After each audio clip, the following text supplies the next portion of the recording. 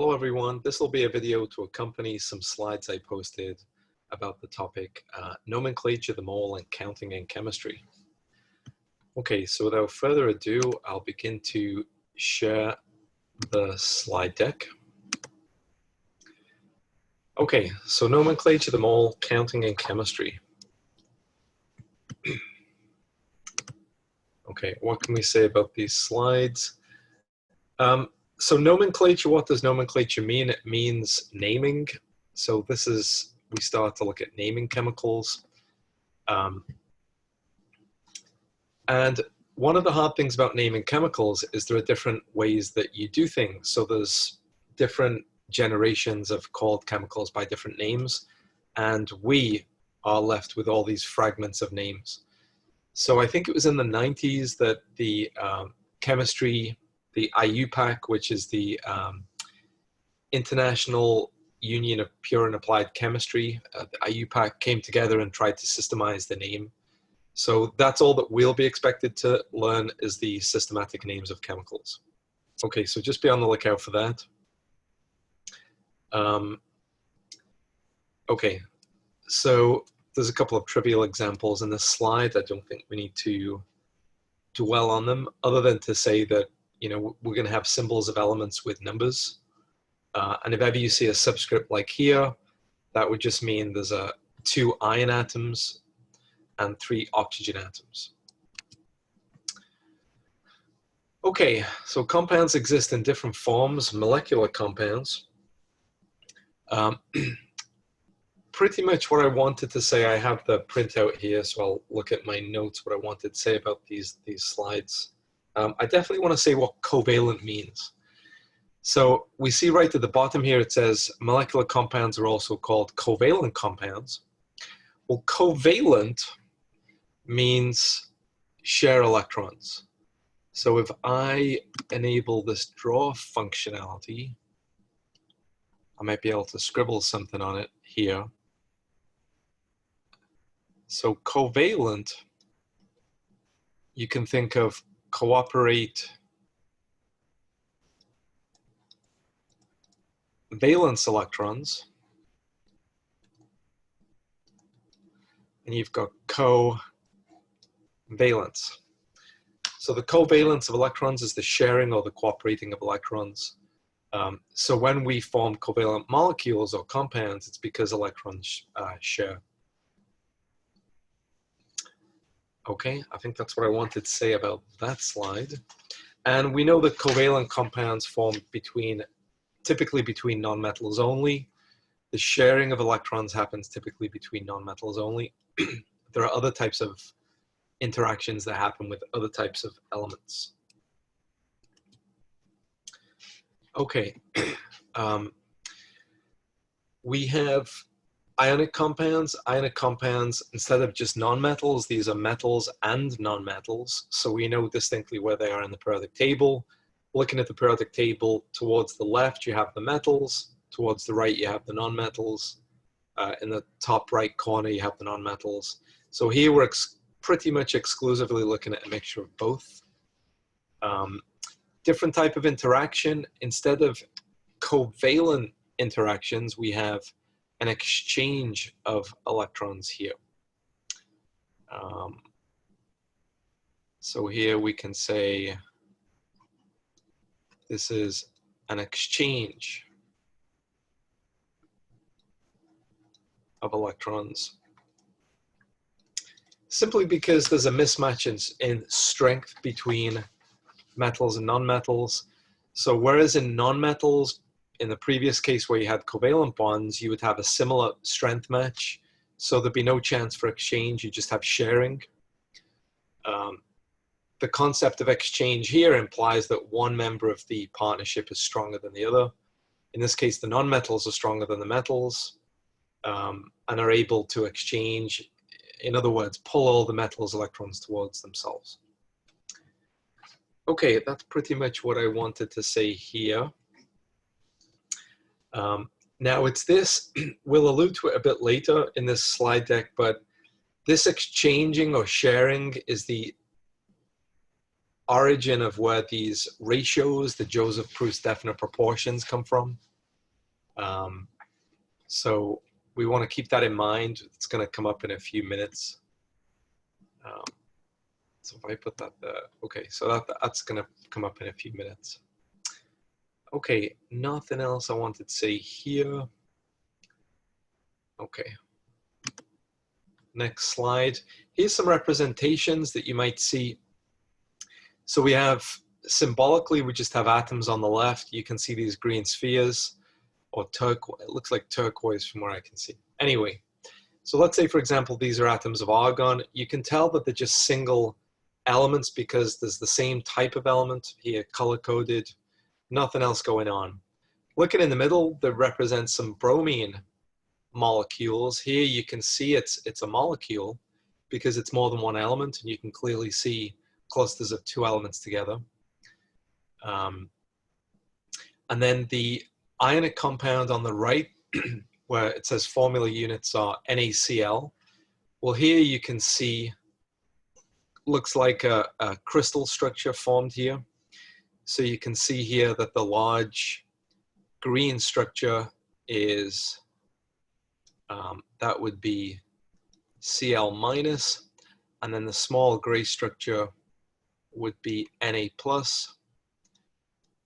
We can see that the anion, so this is an anion, right? The anion is larger than the cation. That's how we know that. And so when we write something like NaCl, we don't just mean one Na and one Cl, we actually mean a network cluster, a network lattice like this. Sorry, not a network lattice, a crystal lattice. So I'm going to write crystal lattice, and NaCl just becomes a unit cell. So one of these unit cells, if you duplicate and duplicate, you can recreate the whole crystal lattice, as you can see from this visual. Okay, moving on. So here's a question and a solution. So let's just make sure we're okay with the solution.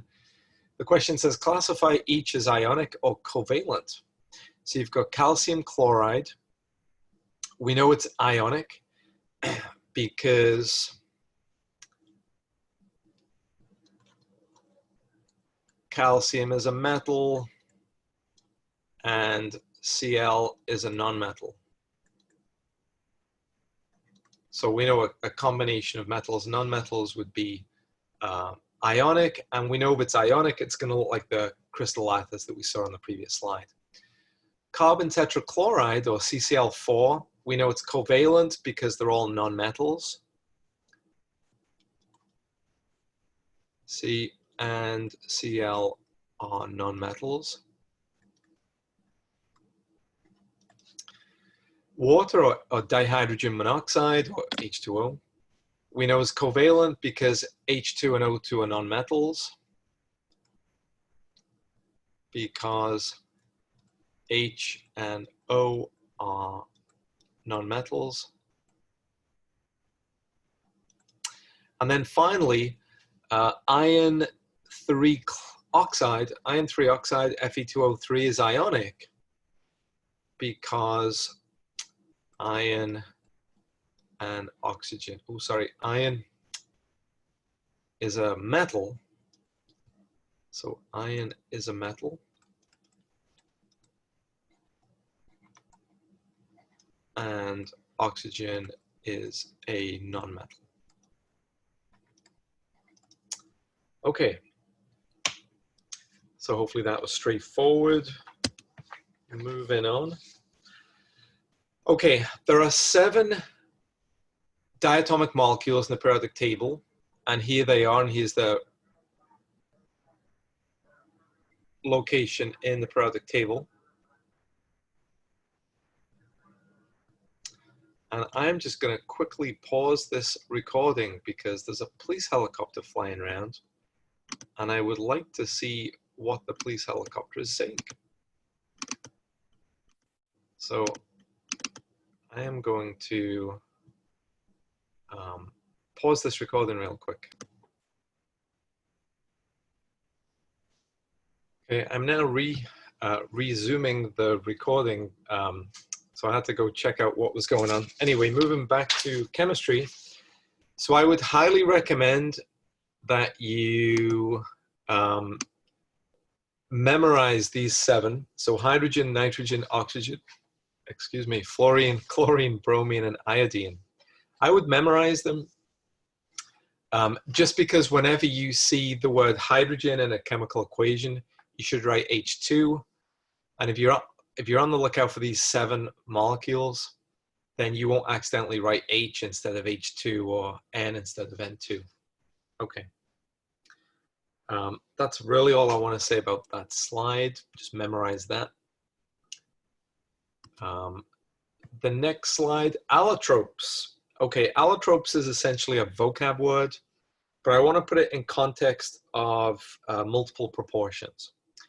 So I want to say that allotropes, which are different molecular forms of an element, and they give you examples here. Allotropes are 2 elements.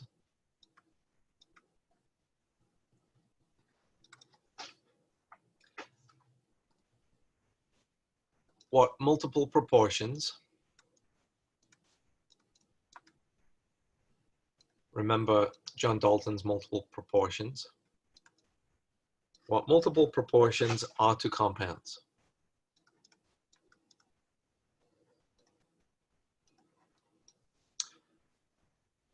So remember John Dalton's multiple proportions said that you take the same types of elements within a compound in a certain definite proportion, and then you have an alternate definite proportion, then collectively you have a multiple proportion. So that reports about molecules. Allotropes would just do the same thing for elements. Okay, so just a vocab word, definitely a vocab word that you'd be expected to know, just in case it comes up. Okay, and in this slide, we actually start our nomenclature, which was one of the big title, or part of the title of the slide deck was nomenclature. Okay, there's different types of chemicals that we're going to have to name in chemistry, in general chemistry. So probably this is the easiest one to start with. So binary covalent compounds. Binary just means 2 things together. So you have the rule on the left, and then you have an example on the right. So the rule says take your binary covalent compound, or apply these rules to the binary covalent compound. Have your nonmetal, first nonmetal, and then your second nonmetal as read from left to right.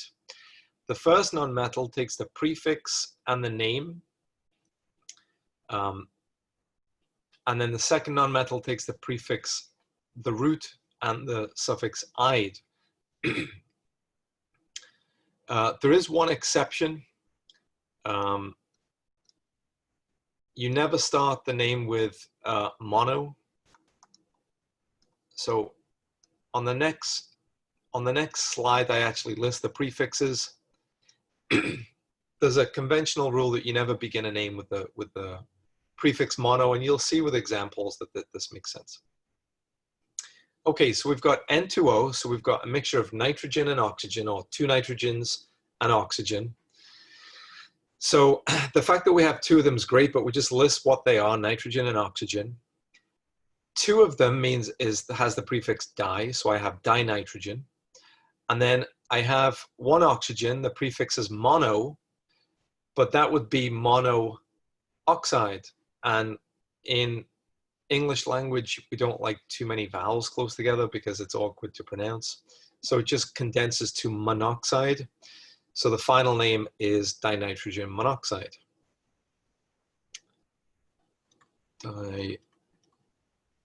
Dinitrogen, all one word, second word, monoxide. Okay. Here's a list of the prefixes. I would commit this to memory. Mono, di, tri, tetrapenta, hexa, hepta, octanon, and deca. Okay, so I would definitely commit those to memory.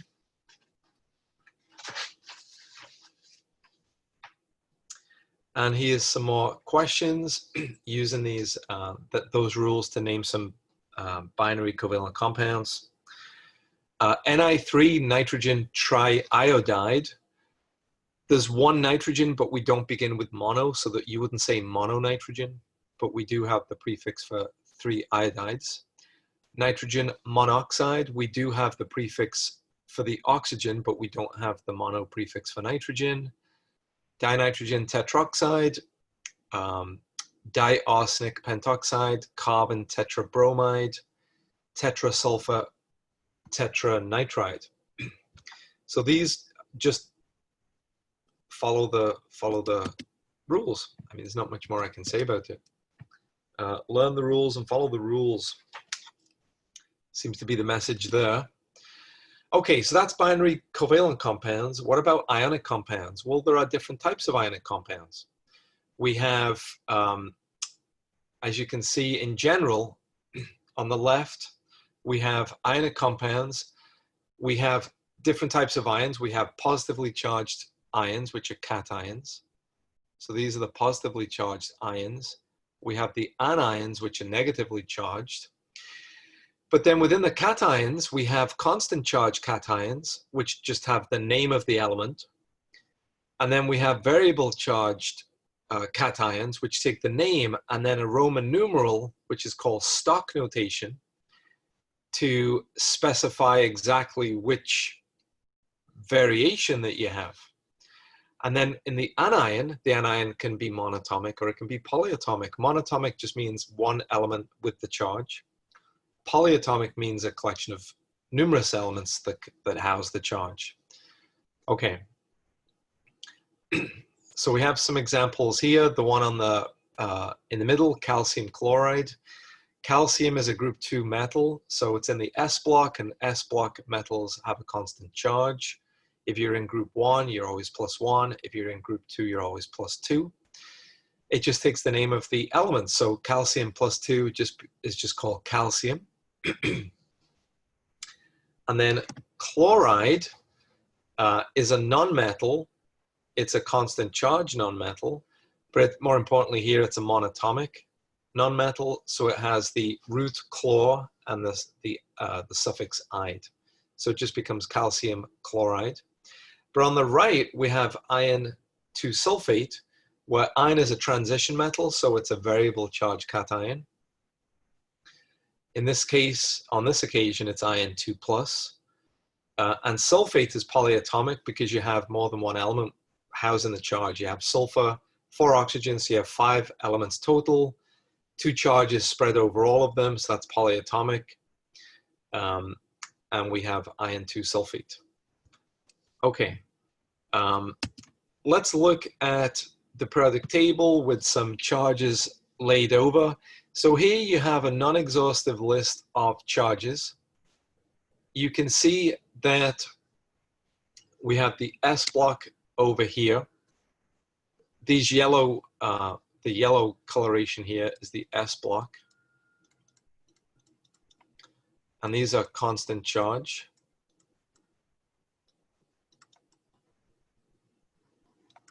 Not talking about hydrogen. Hydrogen's like a stack stuck on top of the S block. But the S block itself, the yellow ones, they're constant charge. We have the transition metals here in the D block. These are variable charge.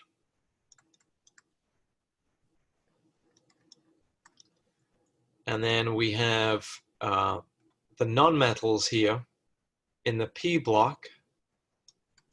So this whole square here is the P block. And this is constant charge again. Not the entire P block, but at least the one shown here. Okay, so we can see that anything in group 1 has a +1 charge, anything in group 2, so we've already seen our calcium 2+. And then with iron, we had to specify iron 2 because there's also commonly iron 3. So we have to be on the lookout for variable charges with the D block. You'll notice here the halogens, F, Cl, Br, and I, they are all -1. It's because they are they're essentially one in from the right. So if you imagine these are all 0, then if you go here, they're all -1. And then all of these guys are -2. And then etc. -3 if you go that way. So we can remember that they're constant, and they're constant based on their location. Okay. So you should be familiar with the layout of a periodic table provided to you, and just have an idea of some of the constant and variable charges. I will say that a bit later in the course, we will look at why some of these charges are variable, why they're constant, but we're not there in this video. Okay, so here's some questions and solutions. Determine the formulas of ionic compounds made from these pairs of elements. So Al plus O. Well, we know that Al forms a +3 charge, and we know that O forms a -2 charge. We know that ionic compounds must be electrically neutral.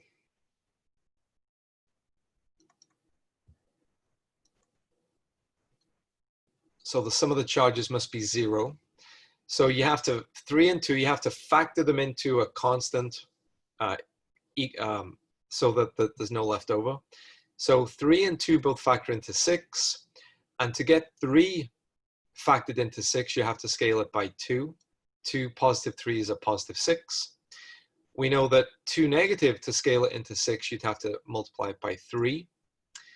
So then you have essentially 2 positive 3s and 3 negative 2s. They sum to 0, and we have an ionic compound. Sodium and bromide. Well, we know that sodium is Na+. We know that Br is Br-. They're already, the common factor here is 1, so they're already scaled in a 1-to-1 ratio. Barium and fluorine, or fluoride here, we know that barium is 2+. We know that F is F-. So we would have to scale, if both 2 and 1 factor into 2, you scale 2 by 1 to give it 2, you scale 1 by 2 to give it 2, so that when we add these charges together, the 2 single negative charges quench the single 2 positive charge, and they would sum to 0. Lead-4, they've specified this as lead-4 because lead has a variable charge. So if we're told we have lead-4, and I have O2-, then I need 2 oxygens because I need to scale the 2 charge to quench the 4 charge. So a positive 4 and 2 negative 2s sum to 0. So I have a neutral ionic compound. And then calcium is 2+, oxygen is 2 negative. They're already able to quench in a 1-to-1 ratio. So now we can see not only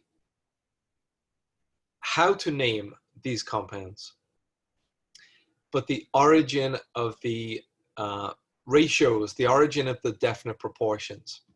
So we're starting to learn, we're learning the origins of, remember his name, Joseph Louis Proust. So he was the person that identified the law of definite proportions, or constant composition. So we're learning the origins of Joseph Louis Proust's definite proportions. Okay. Okay, moving on. Okay, so in this slide, I just made a note to review. Okay, so let's have a look. Using formulas and charges to determine the charge of an ion. So iron and chlorine can go together to give a ratio of 1:2, so 1 ion and 2 Cls, or a ratio of 1:3. So we have a ratio of 1:2 here, Joseph Louis Proust definite proportion ratio, and a proportion ratio here of 1:3. And that's because we have, for ion 2, we have a different charge on the ion in both these cases. So oftentimes you might have to predict the charge on a transitional metal based on its definite proportion with a nonmetal. So we know that chloride is an invariable charge. It's got a constant charge of -1. And I know that ionic compounds must be electrically neutral. So I set up a little algebraic equation here. Wherever the charge is on ion, let's call X. And then I have two -1 charged chlorines.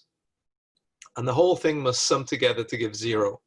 So if I algebraically solve this, then X must be +2. So I know I have ion, let's not write the name yet because I haven't hit it in these slides. Let's write the words, or let's write the symbols rather.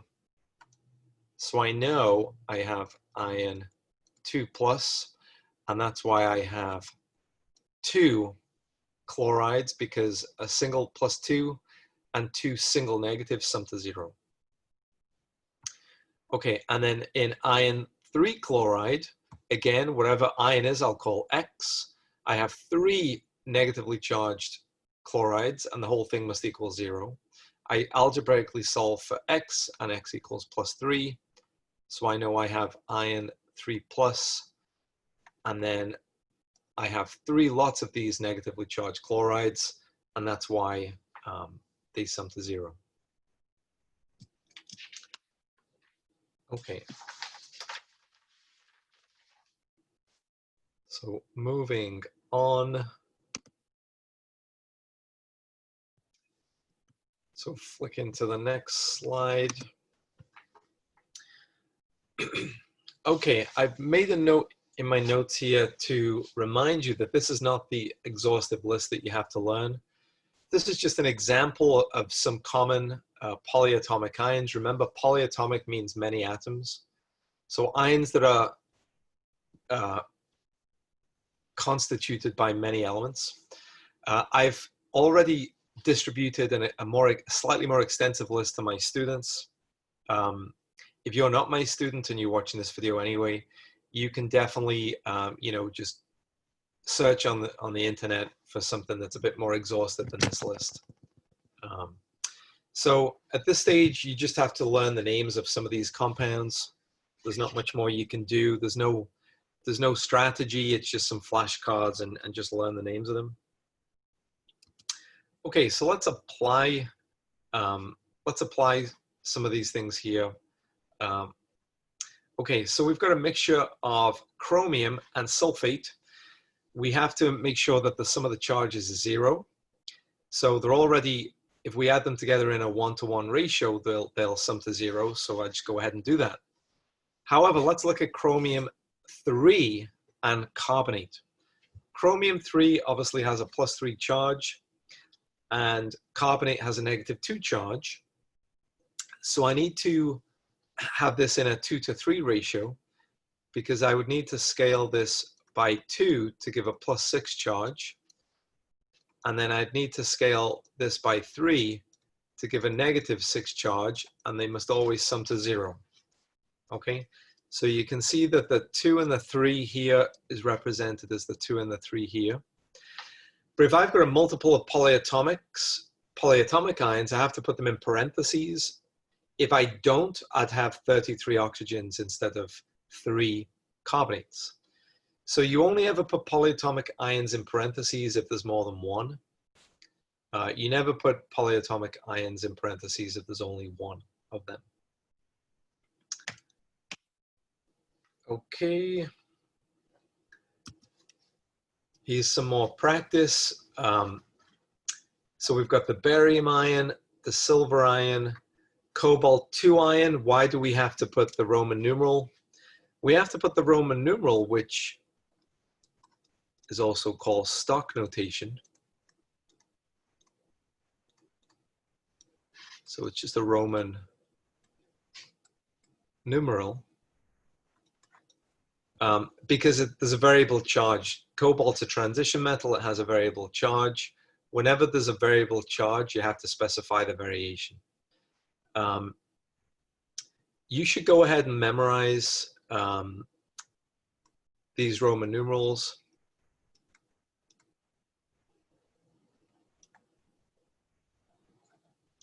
And this would be for, there's probably no need for me to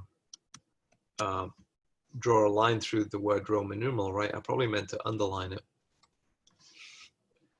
Okay, so 1, 2, 3, 4, 5, 6, 7, 8, 9, 10. So this would be I,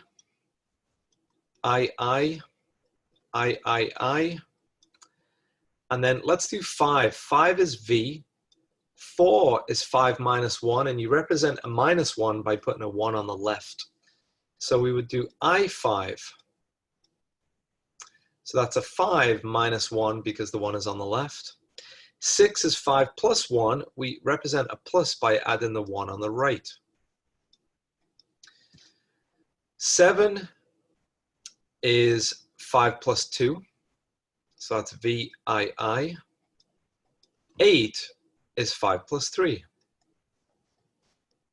So that's VII. Let's do 10. 10 is X. And 9 is 10 minus 1. So we put the 1 on the left because it's minus. So IX. So they're the Roman numerals you should memorize that are commonly used in general chemistry. Okay, here's some common oxyions. So we must be gearing up to naming oxyacids. Whenever you see the suffix ate or ite, you know it's a polyatomic ion in combination with oxygen. Okay, so we can see over here, I'll take this as our example. So if we look just at this as our example, I would suggest that you memorize the 8. I would always memorize the 8. So let's say we have chlorate, which is this one here. So this is the one that you've memorized, right? So it's ClO3 with a single negative charge. As you go down, 1 oxygen fewer than the 8 is the ite. So chlorate becomes chlorite. All we do is we take away an oxygen, but we don't affect the charge. If we take the ite and then remove an additional oxygen, we get the hypoite. Hypo means below. So this is below the number of oxygens in the ite, right? Which makes sense. Okay. Now, if we were to take that away further, obviously we would have the ide. We would have chloride without any oxygen. All right. So again, I would memorize the 8. 1 below is the ite, 2 below is the hypoite, and then if you get all the way to no oxygen, you have the ide. 1 above the 8 is the perite. Now, per initially used to be hyper. So hyper means above. Like if you're hypothermic, you have a fever. Historically, the HY was dropped. I don't know why. Probably because somebody misheard it and didn't write it down, and then it just stuck. But anyway, rather than call it hyperchlorate, we just call it perchlorate. But the origin of the per came from hyper. Okay, and you can see these here. So nitrite over here. Nitrite is the chemical in cured deli meats that pregnant women are supposed to avoid. Sulfites over here are the chemicals in wine that are deleterious to your health, etc. So you probably heard of those chemicals.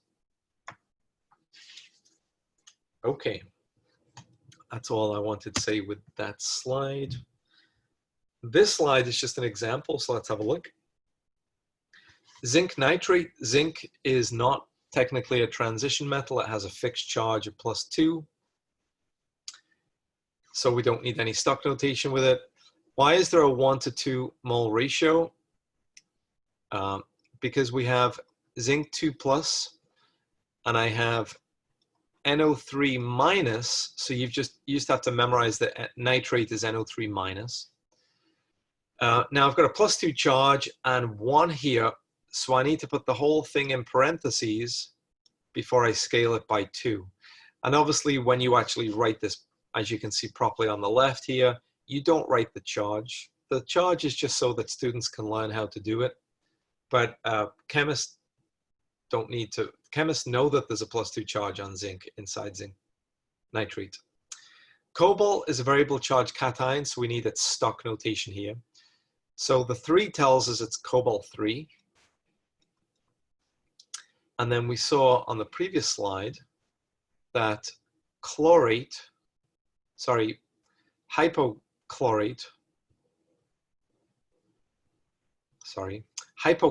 I'll get it right, third time's a charm.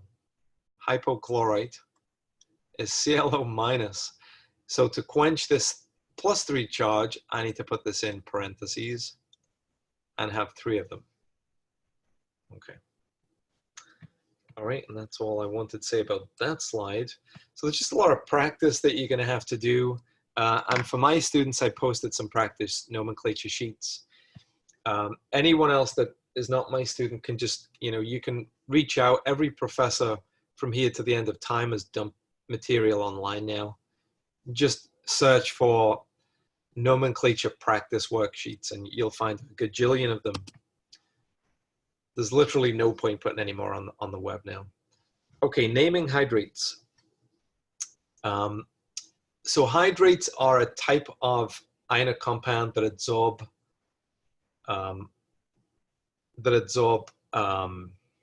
water, right? They're hydrated with water. These could be a family of these chemicals are desiccants. So if you ever buy electronics, sometimes they have a little silica gel pad in them and it says do not consume. Some clothing items have them as well, like shoes, for example.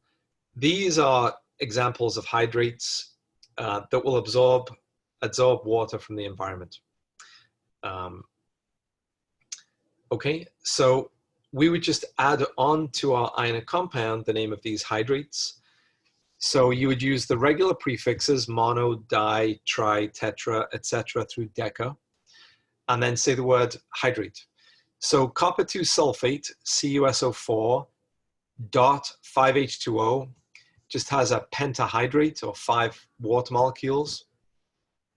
Whereas copper 2 sulfate without the 5 water molecules is anhydrous. Anhydrous just means no water. Okay. We're not interested really in the chemistry here, just the names of the hydrates. So without further ado, we will push on. Try and keep this video as short as possible. Okay, acids. There are 2 major types of acids that we'll see in general chemistry, the binary acids and the oxoacids. Binary acids are easy. They're just a combination of ions, one of which is hydrogen. The oxyacids are also a combination of ions, one of which is hydrogen, but the anion contains oxygen. Okay, and there's going to be 2 subtly different naming rules that we're going to follow, and they're delineated in the following slide. Okay, so the binary acids, here's the rule on the left and then an example of the rule on the right. So we have hydrogen. It has to have hydrogen because by definition, well, by the definition that we're going to use in general chemistry at least, the Brandstad or the Arrhenius definition, we have to have hydrogen as a cation. Okay, so under those auspices, if we have hydrogen as a cation and our anion is monatomic, we would just take hydro as the name for hydrogen. We would take the root of our anion and then we'd add the suffix ic acid. So let's apply that here. So HCl, we've got hydro for hydrogen, and then chloride, we take the chlor as the root, we add ic, so chloric, and then the word acid. So we have hydrochloric acid. Oxyacids are a little bit different because we can obviously have the oxoanion can be the 8 or the ite, or variations thereof. If it's the 8, we would take the root, add ik, and then acid. If it's the ite, we would take the root, add us, and then acid. So here's an example. You've got H with perchlorate. So remember, perchlorate is Cl O4 minus. Okay. So we don't have the hydro for hydrogen anymore. That's only for binary acids. So we take the oxoanion, the perchlorate in this example. It's an 8. So we take the root, which is perchlor. We add ik and then the word acid, so we have perchloric acid.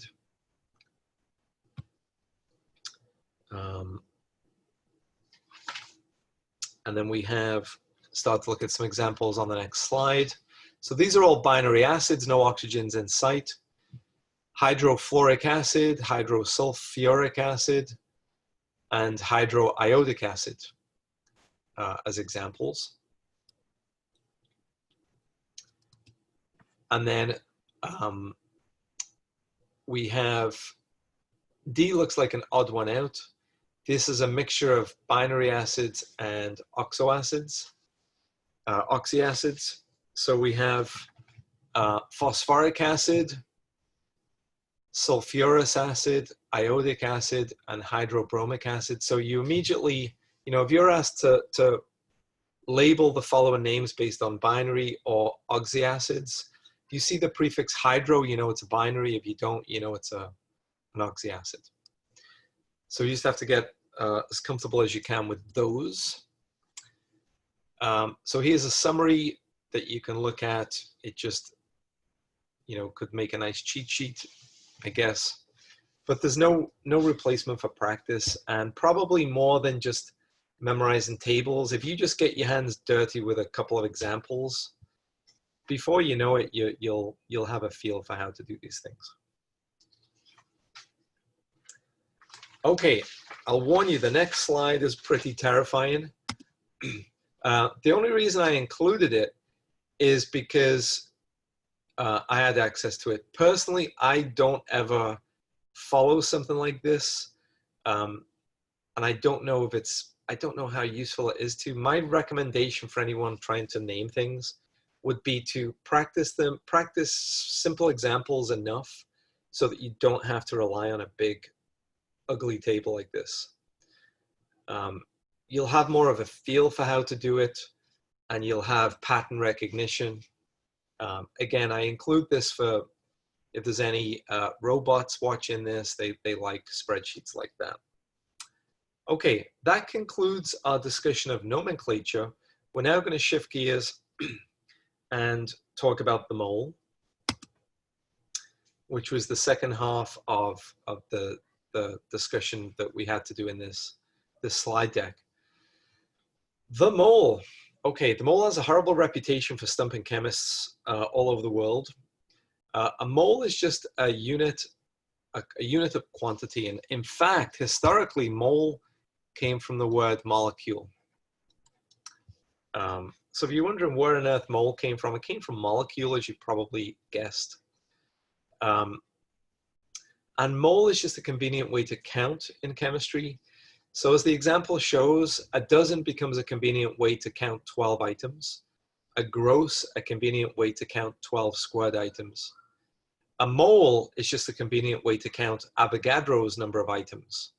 Avogadro's number to 4 sig figs is 6.022 by 10 to the 23. And that is something that I would highly encourage you to memorize. I don't know any chemistry professor that would give the students Avogadro's number. So by definition, a mole is Avogadro's number of atoms in exactly 12 grams of the isotope carbon-12. But because of that definition, it extends to the weight in grams of any molecule or atom.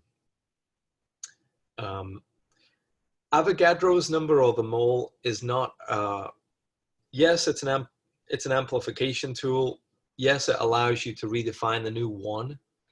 You know, one atom is too small to count, but Avogadro's number of atoms, or 1 mole, is macroscopic, so it's big enough for you to pick up with your hands. It's not just a convenient number though. Avogadro's number actually comes out of nature, naturally.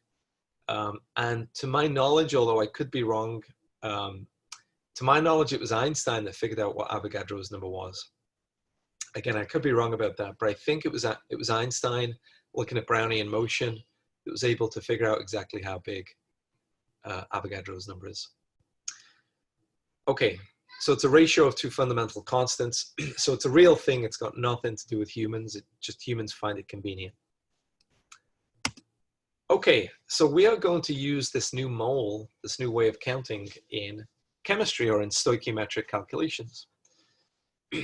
So for example here, because by definition, if you look in the middle, a mole is Avogadro's number of anything, then if we have an input of number of particles and I want as an output number of moles, I can use the equality, because 1 mole is equal to Avogadro's number, to cancel units and be left with just a number of moles. Likewise on the bottom, if my desired output is number of particles, so this is in reverse, right? And my input is moles, I would just rotate the equality here. So take the inverse equality, and I would cancel the mole units, and I'd be left with just number of particles. And I have extra mole calculation videos that I've posted to my students. They're also on my YouTube channel, so you can look at those if you wish. Okay, molar mass. Left no notes for this, so I'll just look at what you're looking at. So molar mass is the mass of a mole. And essentially you take the atomic number shown in the periodic table and you take away the units of atomic mass unit and you put units of gram there, and that's the molar mass.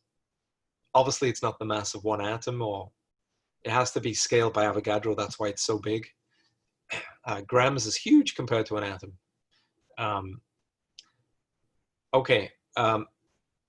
Molar mass comes off the periodic table with units of AMU. Some people just call that U. If you see U, it just means AMU, atomic mass unit. So if we look at the periodic table for helium, for example, helium, we see an atomic mass of 4.003 AMU. That means if you take 4.003 AMU, if you take 4.003 grams of that material, that's exactly a mole, which means it's exactly Avogadro's number. Okay.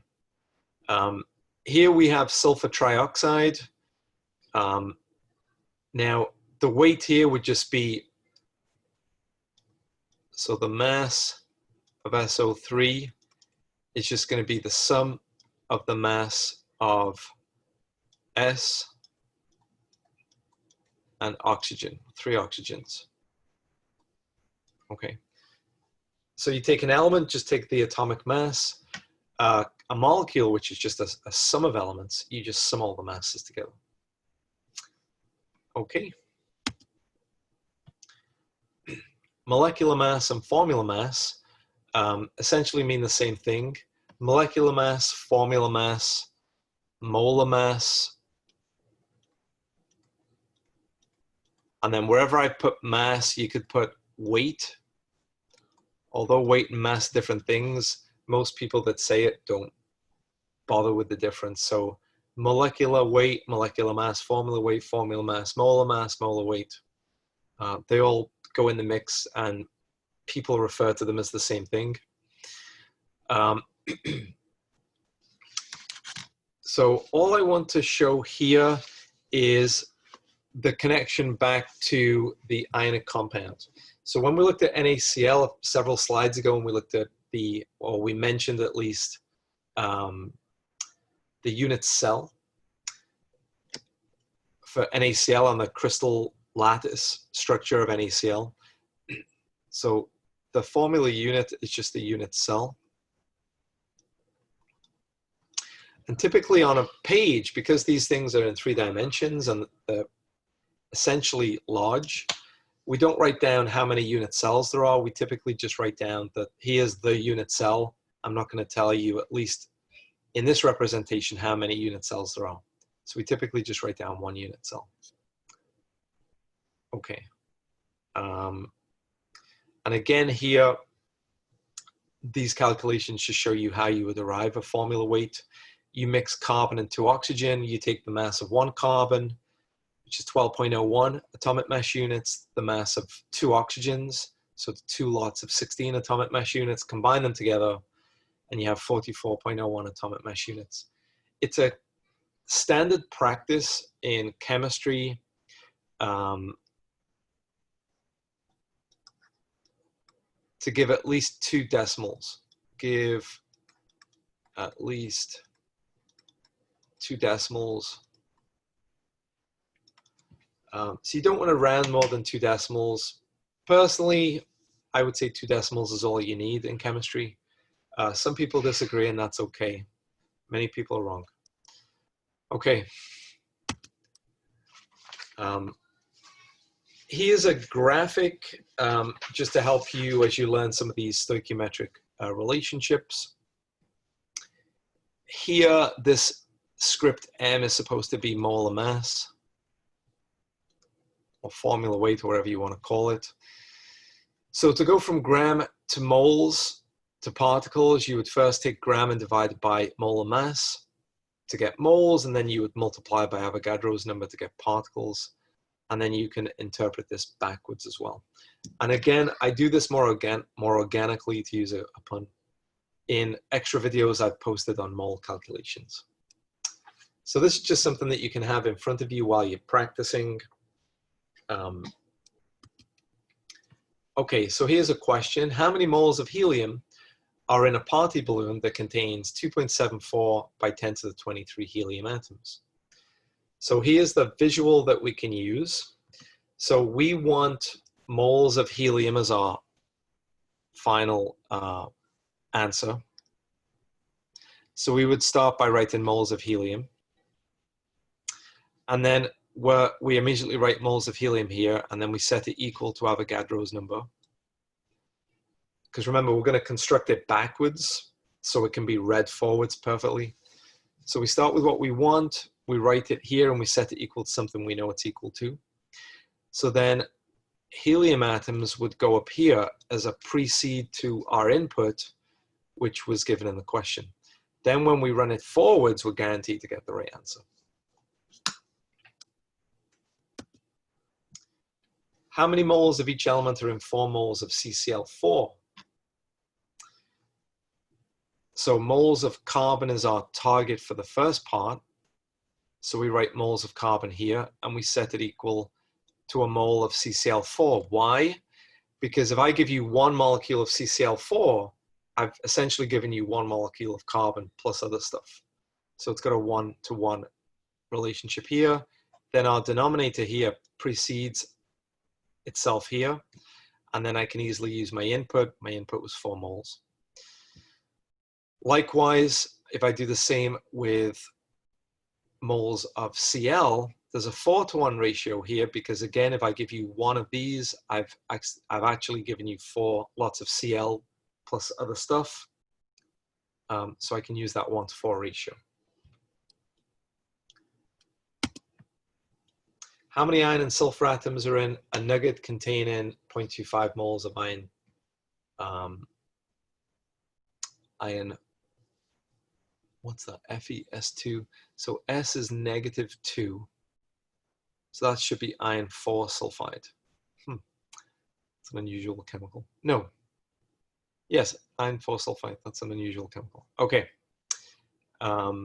It's probably a mixture of iron 2 and iron 3. But anyway, it's more complicated than it's worth. At least in this video, it's off topic.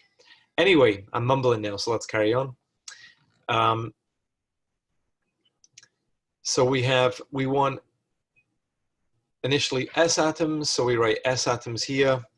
We know that there's Avogadro's number of S atoms in a mole of S. That's the definition. So then we precede it with the the denominator here always becomes the numerator here. I know there's a 2-to-1 ratio here because one of these contains 2 of those. So they're equivalent. This unit goes here, and that's my input.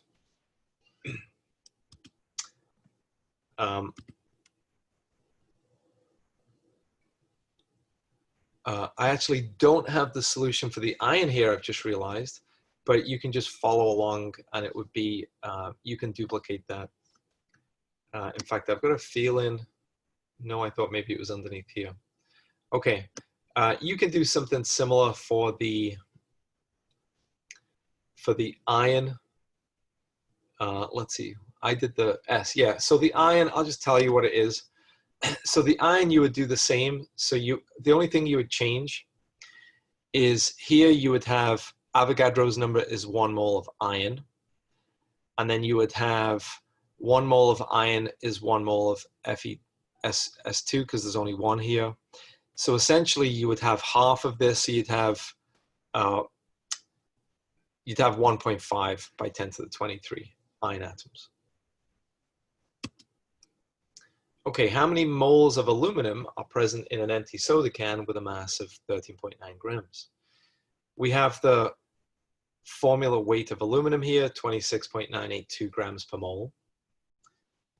So again, we have our little cheat sheet down here. So I need mole of aluminum. So I immediately start with mole of aluminum and I set it equal to its weight in gram so that the gram precedes it. And then I can use my input, which was in gram.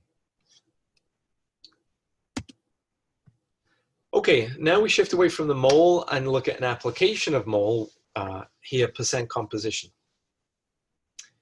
So we have mass percent composition, which by definition, like any percentage, is the piece of the whole multiplied by 100.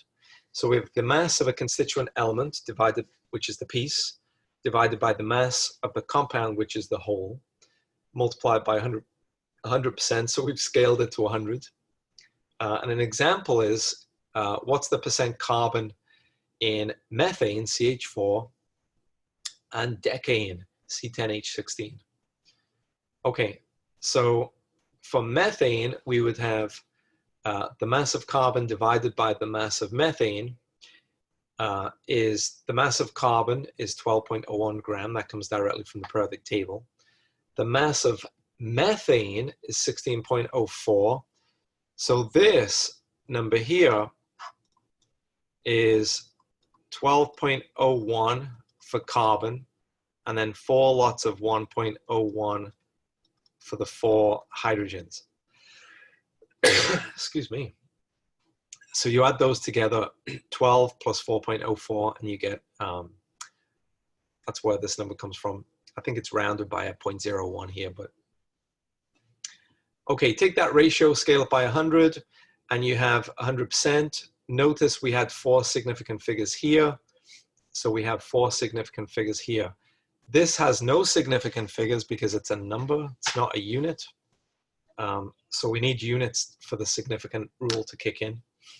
Okay, same for decane. We have the mass of the piece divided by the mass of the whole.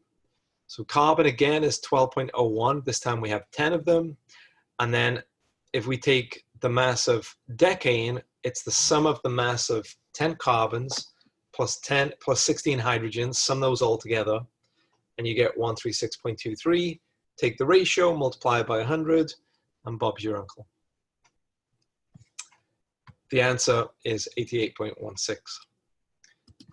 Okay, here's an example question. Okay, so we're definitely in the last third of these slides. If anybody is still watching and wondering, definitely in the last third. Okay, so questions and solutions. How many grams of methane can be formed from 100 grams of carbon? So again, we're going to construct this backwards. Ideally, you would do it all on one line. It's split up a little bit here just because the slide is only so large. But ideally, you wouldn't split it up. So let's have a look. So we've got, again, the piece of the whole times by 100%. The piece here is carbon, so 12.011 gram. Then the whole is the carbon plus the 4 hydrogens, which gives us that 16.04 value from the previous slide. Scale by 100%, and you get a percentage. Then once you take that percentage, how much of that, then once you've got the percentage, you can back calculate the final part, given 100 gram, or given a sample, how much how much can you produce from 100 gram? So then our input down here, let me move my little video out the way. So we've got the input down here. We've got 100 gram of carbon, and then we've got this ratio here, which came from this part here. So I know that, actually it didn't, sorry, it didn't come from here. It came from just the answer. So this means we've got 74.85 gram of carbon is equal to 100 gram of sample, right? That's what that means. It's 74.85%. So taking this equality, that's where this comes from.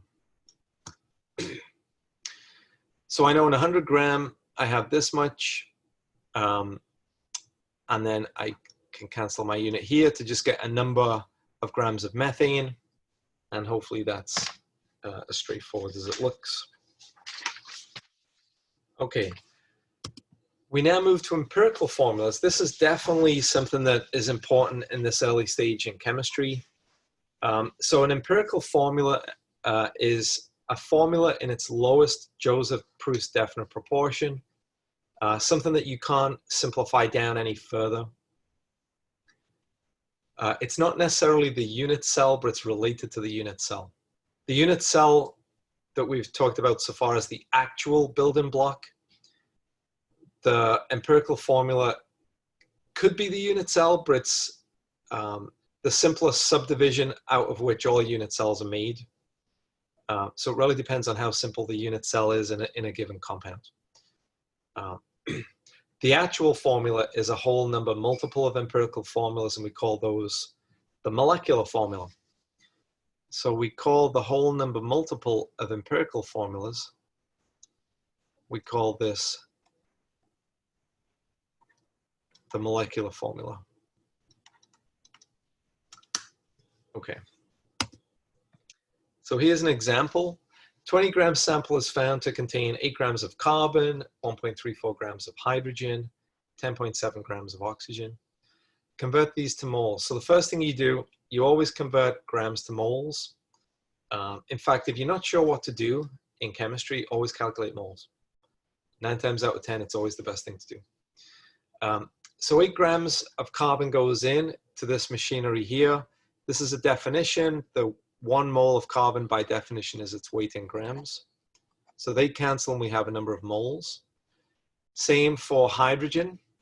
We have a number of moles. Same for oxygen. We have a number of moles. You probably want to give, I would even say more decimals here, because ultimately eventually we're going to round, but we don't want to round here. So I would give maybe 3 or 4 decimals here.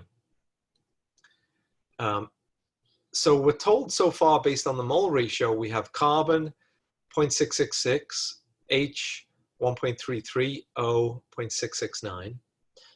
But we would never see a formula like that, because that, although these are moles and we're not suggesting that you've split the atom, it kind of looks like you have 0.6 of a carbon atom. It just doesn't look right.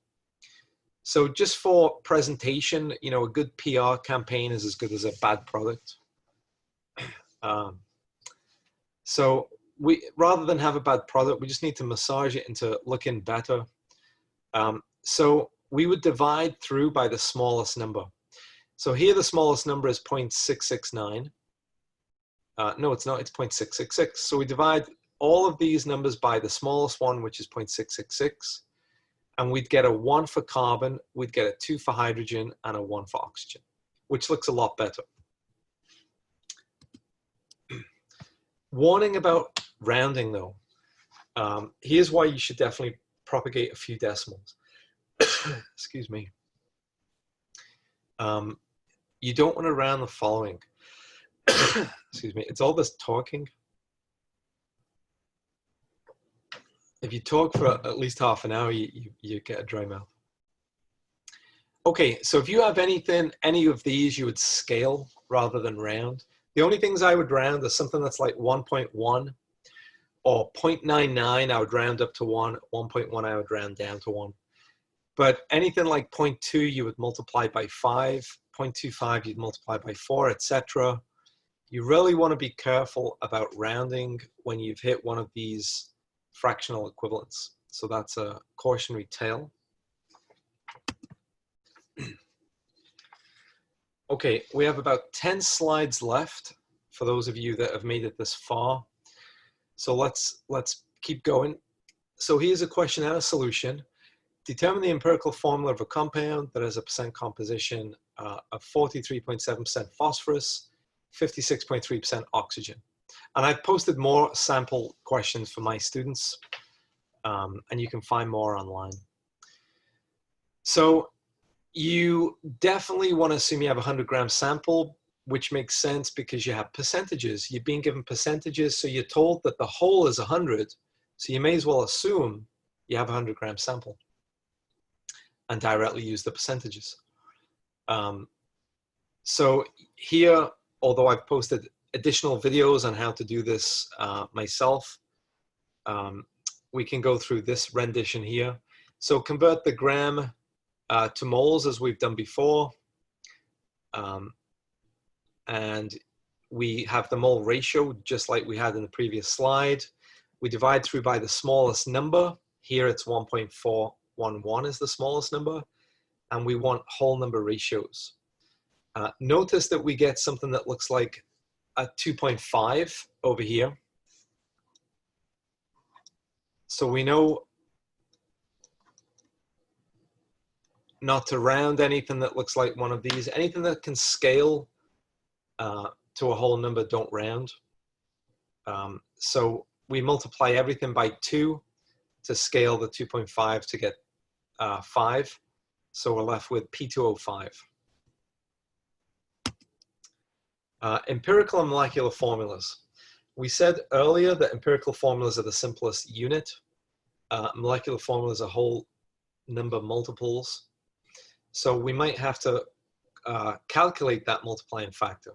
So here we know that the molar mass of a compound, which I would say you can think of as the wall, divided by the formula unit, which would be the proverbial brick, will give you the number. So if you take a wall divided by how many bricks there are, you get a number.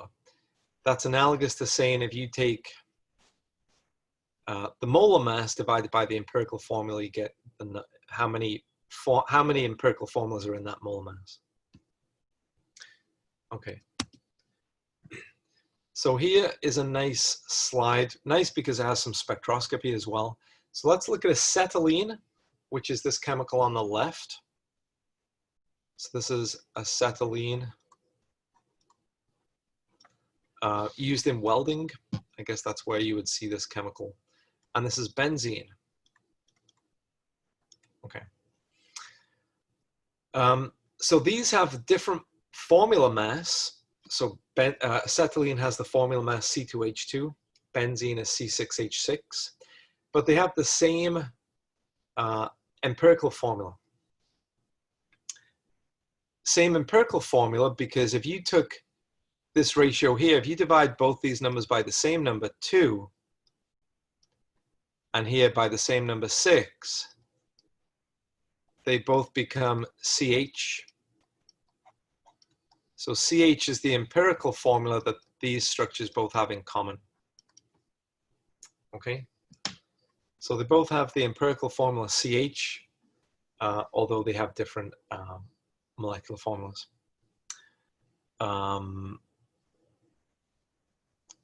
And that is, actually, do we need to look at the, I'm thinking if there's anything I want to tell you about the spectroscopy on the left. Not really. I guess there's nothing really I want to show you on the left. Well, one thing I can show you on the left. Well, yeah, the molar weight, the molecular weight, I guess.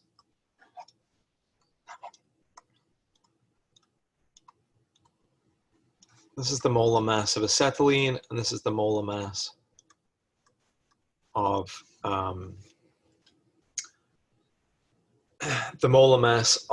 benzene. If you're interested in the scale here, I wouldn't worry too much. This is mass to charge. Here it's got a positive charge, which is just an electron. We don't worry about the mass of an electron. So essentially this is the mass, just with no decimals here. So it's heavily rounded. And this is the mass here. So although we know, so we've got experimental evidence that they're different molecular masses, but when we figure out what the molecular mass is, we can see that they have the same empirical formula. So they're definitely different. Okay, combustion analysis. So I definitely made a note to tell you here that I have a whole separate video on combustion analysis. Combustion analysis is a big sister of empirical formula and percent composition. It definitely warrants its own video. So in the interest of keeping this video pretty short, I'm going to just pause over these slides just so that anyone watching this can take a copy of them. But I'm going to skip on just because I already have a separate video on combustion analysis. And I don't want to spend an extra 50 minutes just looking at combustion analysis here.